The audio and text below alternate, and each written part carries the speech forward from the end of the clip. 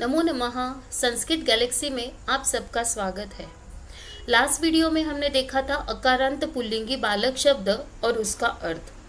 आज हम इस वीडियो में आकारांत स्त्रीलिंगी बालिका शब्द और उसका अर्थ देखेंगे। मैंने आपको बताया था कि अगर आपको पुल्लिंगी शब्द बालक का अर्थ समझ में आता है तो पुल्लिंगी वाक्य बनाने में आपको सहायता होगी। सेम ऐसे ही आज अकारांत बालिका शब्द का अर्थ देखने के बाद आप कर्ता को कौन सी विभक्ति में डालना है यह आप समझेंगे। तो आपके सामने है बालिका शब्द रूप यानी बालिका शब्द। सबसे पहले इसका प्रोनाउंसिएशन कैसे करना है हम देखेंगे। बालिका, बालिके, बालिकाः प्रथमा, बालिकां, बालिके, बालिकाः द्वितीया, बालिकया, बालिकाभ्यां, बालिकाभिः तृतीया, बालिकायै, बालिकाभ्यां, बालिकाभ्यः चतुर्थी, बालिकायाः, बालिकाभ्यां, बालिकेभ्यः पंचमी, बालिकायाः, बालिकयोः, बालिकानां षष्ठी, बालिकायां, बालिकयोः, बालिकासु सप्तमी। हे बालिके, हे बालिके, हे बालिकाः संबोधन। इस प्रकार बोलने के बाद इसको यह शब्द को हमें लर्न करना है और बाद में समझ कर लेना है। तो इसमें प्रथमा विभक्ति में है बालिका, बालिके, बालिकाः प्रथमा यानी एक बालिका ने, बालिके यानी दो बालिका ने और बालिकाः यानी अनेक बालिकाओं ने। जैसे हमने पुल्लिंगी बालक शब्द का देखा था उसमें आपको डिटेल में लिखा के भी दिया था, लेकिन इसमें मैं सिर्फ समझा के देती हूँ।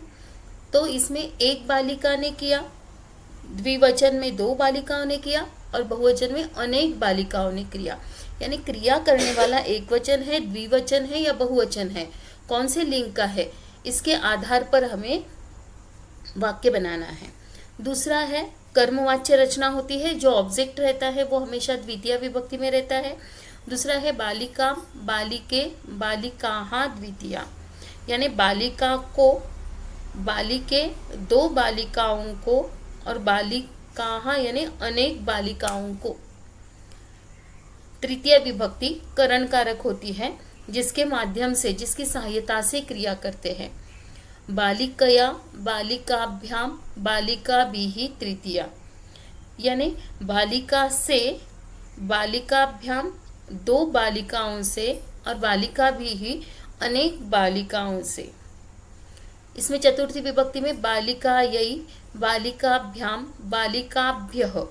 तो बालिकायै यानी चतुर्थी विभक्ति के लिए होता है, तो बालिकायै यानी बालिका के लिए, बालिकाभ्यां यानी दो बालिकाओं के लिए, बालिकाभ्यः यानी अनेक बालिकाओं के लिए। पंचमी विभक्ति बालिकायाः, बालिकाभ्यां, बालिकाभ्यः पंचमी। बालिकायाः यानी बालिका से, बालिकाभ्याम यानी दो बालिकाओं से और बालिकाभ्यः यानी अनेक बालिकाओं से, यानी जिससे निकलता है, यानी जहाँ पे अपादान का भाव है, अलगाव का भाव है, यहाँ पर पंचमी विभक्ति लगती है। षष्ठी विभक्ति बालिकायाः, बालिकयोः, बालिकानां षष्ठी यानी षष्ठी विभक्ति संबंध कारक होती है। बालिका को या दो बालिकयोः दो बालिकाओं को या बालिका नाम यानी अनेक बालिकाओं को। इस प्रकार यहाँ पे रिलेशन बताने के लिए षष्ठी का प्रयोग किया जाता है। अगला है सप्तमी बालिकायाम, बालिकयोः, बालिकासु। बालिकायाम यानी बालिका में या बालिका पर, एक ही। बालिकायोः, बालिकयोः यानी दो बालिकाओं पर या दो बालिकाओं में। बालिकासु अनेक बालिकाओं में या अनेक बालिकाओं पर, यानी सप्तमी विभक्ति इन द या ऑन इसके ऊपर आधारित होती है। यह अधिकरण कारक होता है। और लास्ट का है संबोधन। जिस प्रकार हमने देखा था कि आवाज देने के लिए, बुलाने के लिए संबोधन विभक्ति का प्रयोग किया जाता है।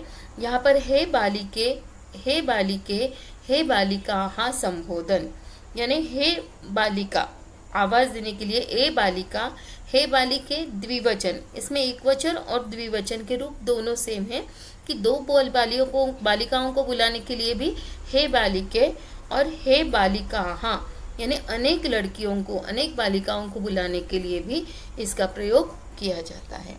इस प्रकार अगर आपको स्त्रीलिंगी शब्द कर्ता के रूप में बनाकर वाक्य बनाने हैं तो इसका अर्थ समझना बहुत ज़रूरी है।